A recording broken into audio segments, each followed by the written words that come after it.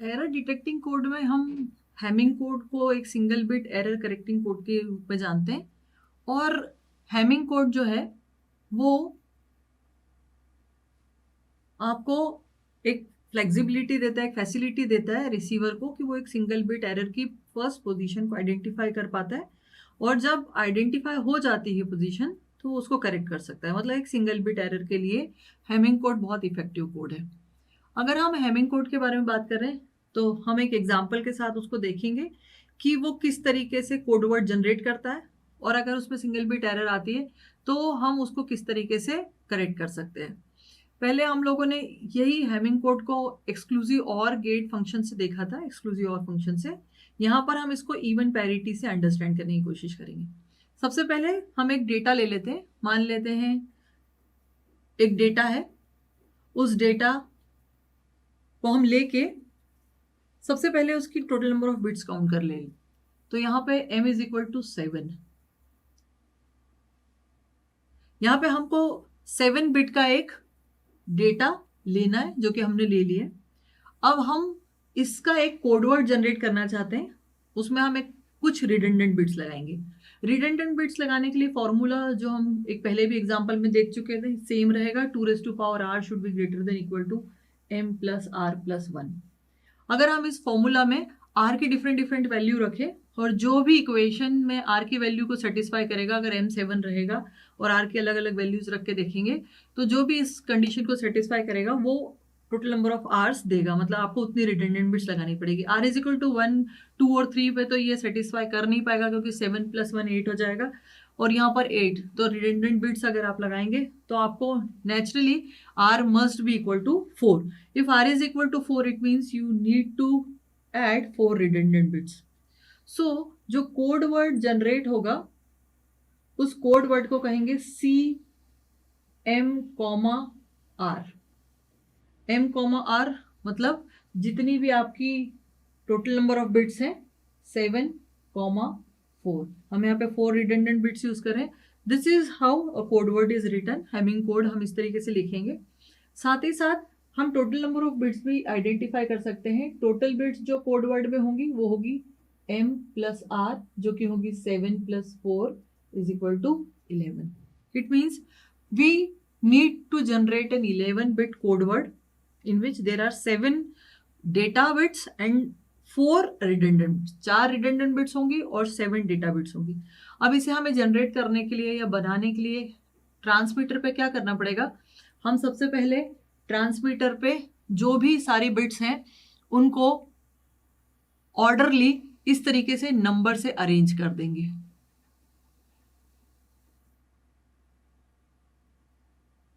इस तरीके से हम नंबर ऑफ बिट्स को सबसे पहले अरेंज कर देंगे। इसमें यह देखने वाली बात है कि कौन कौन सी जगह पे रिडंडेंट बिट्स आएंगी। सो 2⁻0, 2⁻1, 2⁻2 और 2⁻3। इसका मतलब 1, 2, 4 और 8, इन 8 पोजीशंस पे रिडंडेंट बिट्स आएंगी, या मैं इन्हें पैरिटी बिट्स कहूं तो भी चलेगा। तो इन 4 जगहों पे आपको पैरिटी बिट्स अटैच करनी, अपेंड करनी है। तो यहां पर हम मान लेते हैं कि this is R1, R2, R4, R8। ये जो बिट्स जनरेट करनी है, निकालनी है, ये आपके डेटा बिट्स पे बेस्ड होंगी। तो अभी अननोन है इसलिए इनको R1, R2, R4, R8 हमने लिख लिया है। बाकी सभी जगहों पर जो भी डेटा बिट्स हैं उन्हें फिल कर देंगे। सो 1 0 0 1 1 0 1, ये हमारा डेटा बिट, ये डेटा था, उसको हमने इन रिमेनिंग वैकेंट स्पेसेस पे फिल कर दिया। इस तरीके से 11 बिट कोडवर्ड जनरेट हो गया। ये 4 बिट्स अभी हमें आइडेंटिफाई करनी है। हम इनको आइडेंटिफाई करने के लिए कुछ particular positions, because R1 is responsible for some positions, R2, इसके लिए हम पहले से इसको डिस्कस कर चुके हैं, आप पिछले वाले वीडियो में देख सकते हैं। हम सबसे पहले R1 को निकालने के लिए देखेंगे कि कौन कौन सी पोजीशन वाली बिट्स से R1 जनरेट की जा सकती है या निकाली जा सकती है। तो 3, 5, 7, 9, 11। नाउ फर्स्टली 3, 5, 7, 9, 11 इन सारी पोजीशंस की बिट्स को हम लिख लेंगे। तो सबसे पहले हम 3 वाली बिट की पोजीशन पे देख लें तो 1 है, 5 नंबर की बिट पे जो है पोजीशन पे वो 0 है, 7 पे 1 है, 9 पे 0 है और 11 पे 1 है। Firstly you need to write all these bits like this. अब एक बार हमने इनको देख लिया है, एक बार देख लेने के बाद कि यहाँ पे कितने टोटल नंबर ऑफ वंस है उन्हें काउंट कर लेंगे। 1 2 3 है, टोटल नंबर ऑफ वंस 3 है। इवन पैरिटी सिस्टम क्या कहता है आपको, to make the total number of ones even.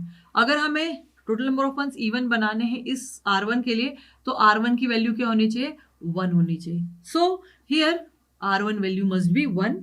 हमने एक इवन पैरिटी अपेंड कर दी है R1 की यहाँ पे प्लेस पे, टू मेक इन सबको इवन बनाने के लिए। सो इस तरीके से हमने इवन पैरिटी का इस्तेमाल किया है।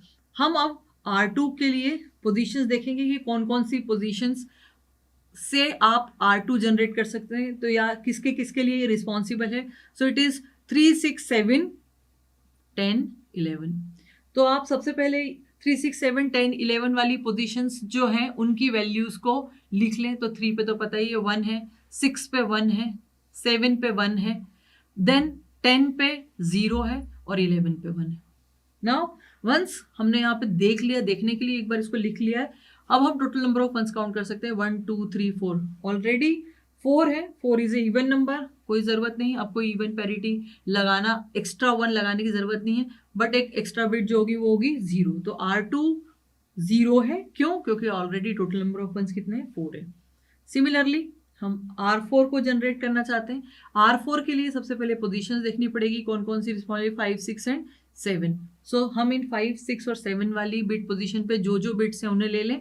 सो 0 1 1 देख सकते हैं 2 वंस है, ऑलरेडी इवन है, कोई ज़रूरत नहीं है हमें एक एक्स्ट्रा 1 लगा के इसे ऑड बनाने की, इसलिए हम 0 लगा देंगे। So it will remain even.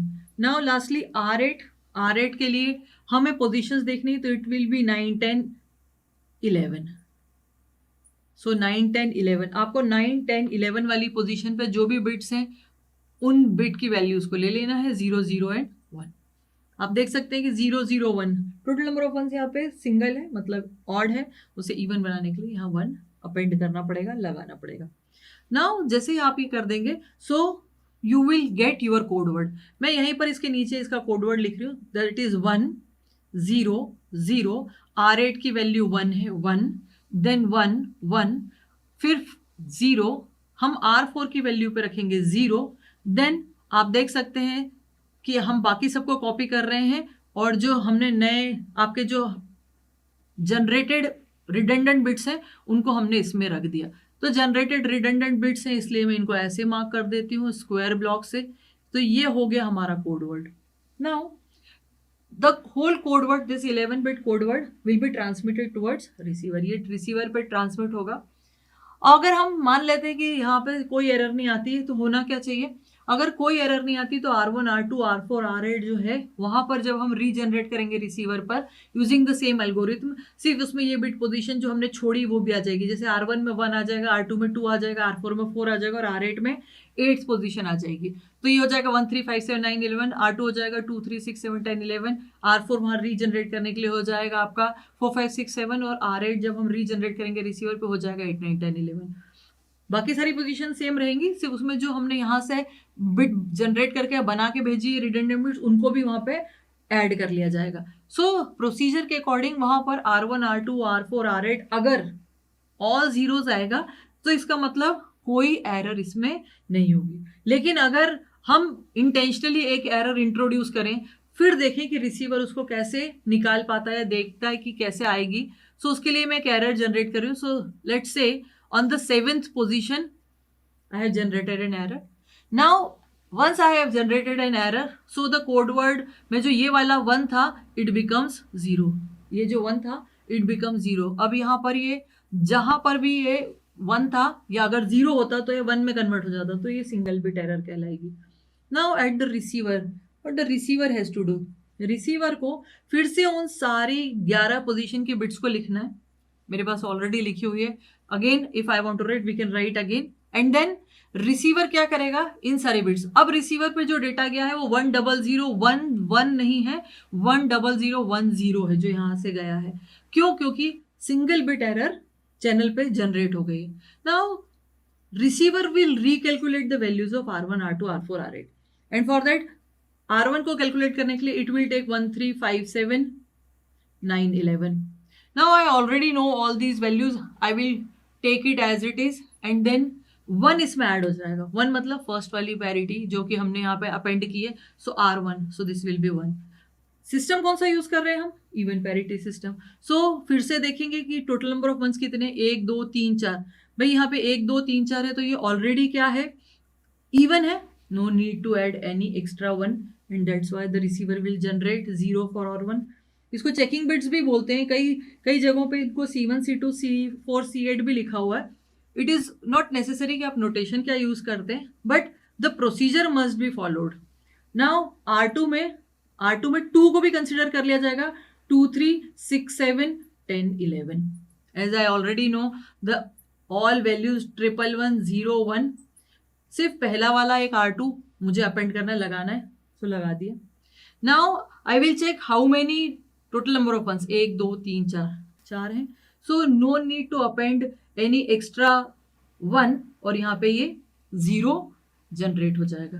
Now R4, in case of R4 what we will do, हमने 7th बिट की पोजीशन को यहाँ पे चेंज करना था, तो ये 3 5 7, this must be 0 and here it must be यहाँ पे 2 3 6 7, फोर्थ नंबर 1 2 3 4, यहाँ पर ये भी हो जाएगी आपकी 0। अगर ये दोनों 0 होगी, क्योंकि यहाँ पे सिंगल बिट एरर जनरेट हुई है, तो जो पहले 0 0 जनरेट हो रहा था वो 0 0 जनरेट ना होके, अब अगर हम एरर के कंसिडरेशन के बात करें तो क्या होगा, दिस इज 1 1 1, मतलब 3 1s है। अगर 3 1s है तो यहाँ पर टोटल नंबर ऑफ वंस कितने हैं, ऑड है, इन्हें इवन बनाने के लिए 1 लगाना पड़ेगा।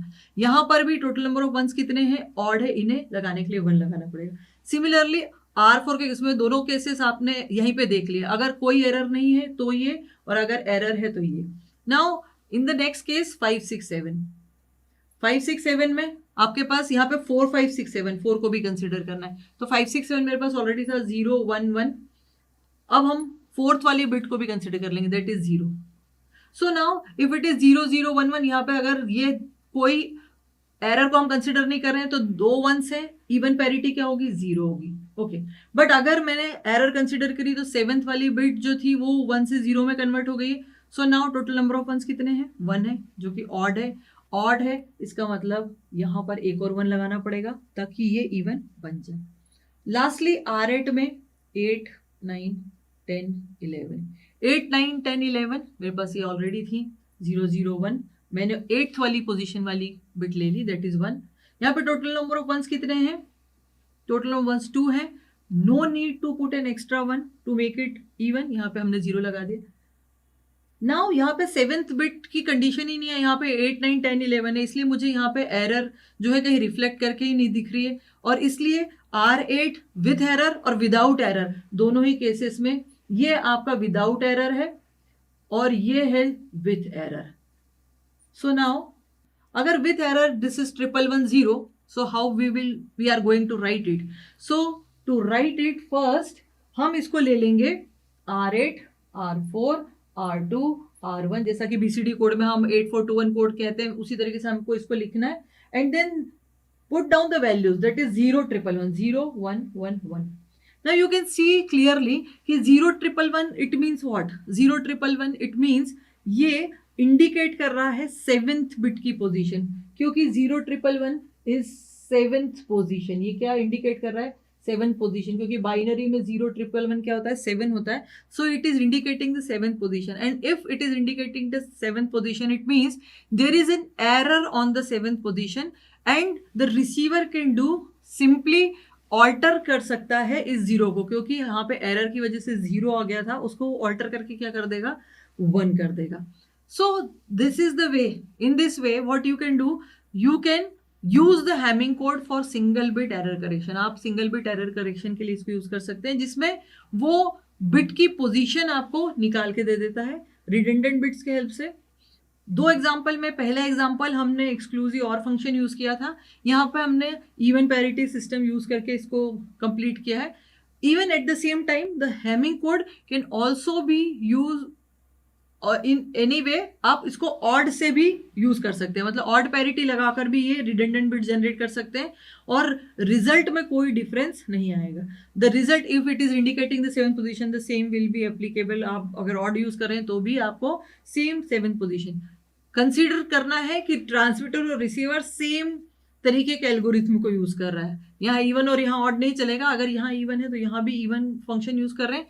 सो this Hamming code can give you 101% the same result, कि ये पोजीशन ऑफ द बिट आपको मिलेगी। So in this way the Hamming code can be use for single bit error correction using even parity system.